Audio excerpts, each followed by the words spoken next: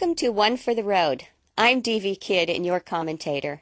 One for the Road was developed and created to help the busy commuter and Americans who don't have access to the internet find out what Congress and the media won't tell you. Forced mental health screening for your children.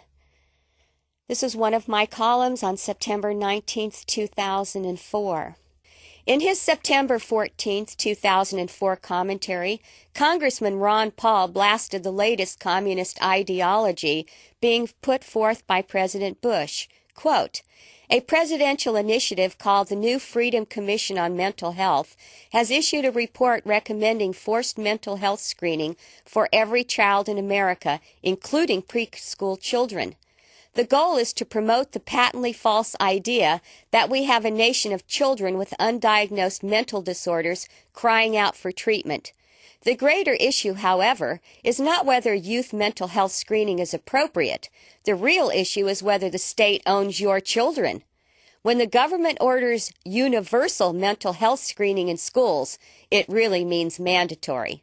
The political right has now joined the political left in seeking the de facto nationalization of children, and only informed resistance by parents can stop it.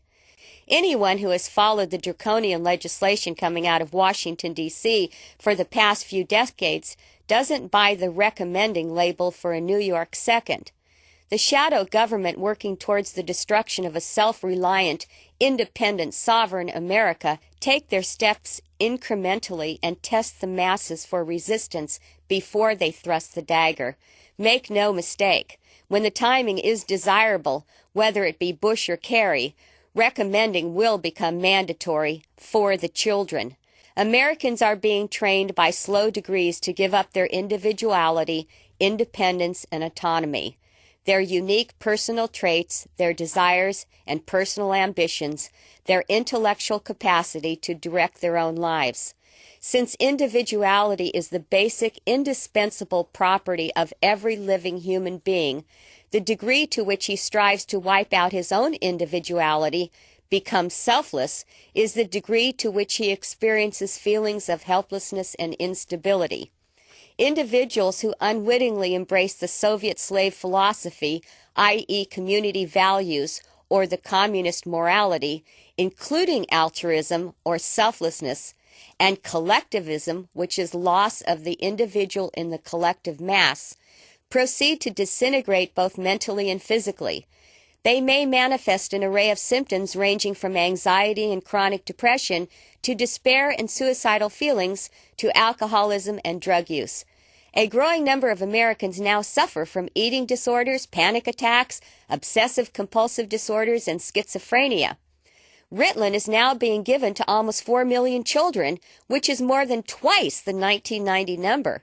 In 1997, about 3 million teenagers contracted a sexually transmitted disease.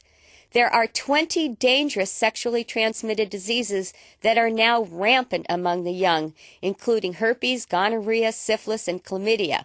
Soviet and American leaders have been achieving the ideological and physiological convergence of the United States and Communist Russia.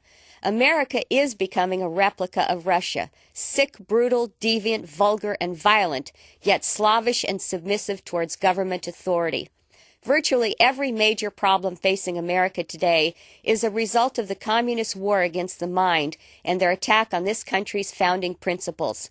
Using the mixture of political indoctrination and the specter of ruthless mass terror, communitarian and mind subverters have been overwhelmingly successful in their attempt to make selflessness a mass phenomenon and to produce profound feelings of instability, helplessness, and worthlessness in many Americans." Unquote. Jerry Lynn Ball is a gifted writer, a thorough researcher, and understands the toxic formula for creating the new communist Americans like very few in this country. Sadly, most Americans will pay no attention because Dan Rather, Tom Brokaw, and other media gas bags have been convincing the American people for over a decade that communism is dead. Ha! That's exactly what the shadow government wants you to believe. Is forced mental health screening by the federal government constitutional? Of course not. The federal government has no authority whatsoever to dictate or force mental health screening on anyone's children. The one critical historical fact the people need to continue to ignore is this. When the colonials were setting up the new national government, those wise men, far ahead of their time, knew that government is the enemy of the people if not checked. Because they knew this to be true, specific restrictions and restraints upon a new national government were of paramount importance to ensuring the states would retain their rights, and so would we the people. In order to accomplish this, the representatives of the states at the time created the national government with 3 separate branches, each separate and independent of each other for checks and balances.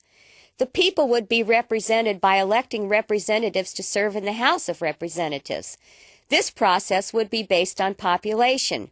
They ensured the rights of the states would be inviolate by their legislatures appointing 2 United States senators to represent them in Washington, D.C. All states would be represented equally with 2 senators.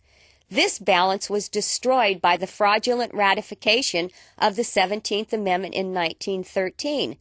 This fraud continues today, and all 100 U.S. senators sit in office under a law that doesn't even exist. Every candidate running for the U.S. Senate is running under a law that doesn't exist, but none seem to care.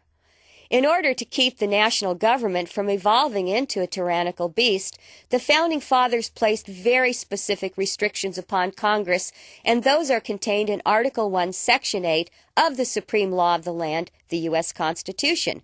These very few and specific items were those the creators knew had to be uniform throughout the states of the new Union in order to maintain consistency. For example, copyrights, patents, duties, imposts, excise taxes, and things of that nature.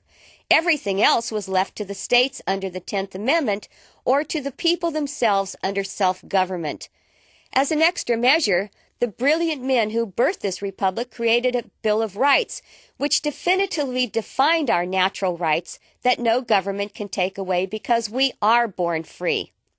Will this Nazi-style proposal of Mr. Bush's become a bill in Congress?